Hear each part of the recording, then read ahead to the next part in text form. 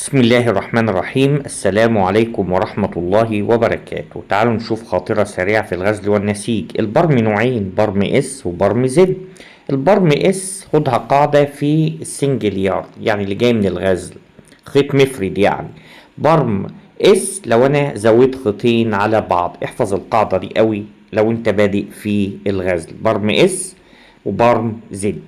فايدة البرم: الخيط بيصبح قوي، القطر بيقل، الألياف تتماسك مع بعضها للحصول على متانة وقوة للخيط.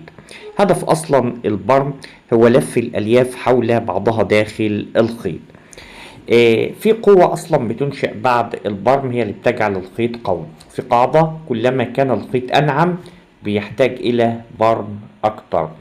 والفايبر مايجريشن اللي انا اتكلمت عليها هي مهمة جدا في البرم، لانها بتجعل الالياف تتشابك وبتزيد تماسك من الخيط وبترفع من القوة. واخيرا من مصر للسعودية والامارات وقطر والبحرين والكويت، انتم دائما في القلب ونحن كلنا مع بعض، ونتمنى لكم كل خير.